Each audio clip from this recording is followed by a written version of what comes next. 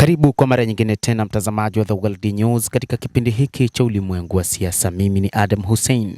Hatimaye jeshi la Marekani la CENTCOM limesema limeshamaliza kazi dhidi ya Jamhuri ya Kiislamu ya Iran. Jeshi hilo la Marekani la CENTCOM lililopo Mashariki ya Kati limesema mashambulizi dhidi ya Iran yamekamilika. Kamandi kuu ya jeshi hilo la Marekani imesema kwamba vikosi vyake vimekamilisha mashambulio ya ziada ya kujilinda dhidi ya malengo kadhaa nchini Iran kwa maagizo ya Rais wa Marekani Donald Trump. Vikosi vya CENTCOM vilianzisha mashambulizi dhidi ya uwezo wa uchunguzi wa kijeshi wa Iran, mifumo ya mawasiliano na maeneo ya ulinzi wa anga kote Iran, CENTCOM ilisema katika sasisho lililoshirikishwa kupitia ukurasa wa X. Jeshi hilo limeongeza kuwa majeshi ya Marekani yalirusha mabomu ya kijeshi yenye usahihi kwenye shabaha za Iran ambazo zilikuwa tishio kwa vikosi vya Marekani na meli za kibiashara za kimataifa zinazovuka bahari katika jibu la uchokozi usio wa msingi wa Iran. Hata hivyo, ni kutokana na kauli iliyotolewa na Rais wa Marekani Donald Trump aliyesema mnamo jana Jumatano kwamba wakati wowote wataishambulia Iran na mashambulizi mazito mno yatalikumba taifa hilo la Kiajemi. Rais Trump aliviambia vyombo vya habari vya Marekani kuwa makombora ya Tomahawk yalilenga shabaha karibu na Tehran.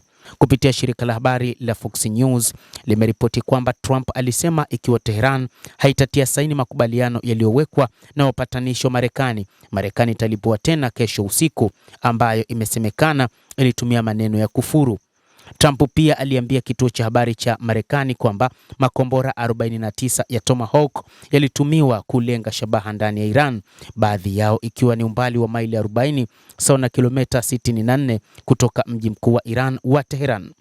Rais huyo alisema ndege za kivita za Marekani pia zinafanya kazi katika anga ya Iran, zikichukua mifumo ya rada na mifumo ya ulinzi wa anga katika sehemu ya kusini magharibi mwa nchi hiyo karibu na Ghuba ya Uajemi, Fox News inaripoti.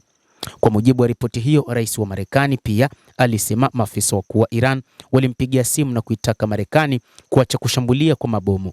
Hata hivyo, rais huyo wa Marekani anadai kuambia maafisa wa Marekani ni hadi watakaposaini juu ya kusitisha mapigano kulingana na namna ambavyo Marekani imeeleza.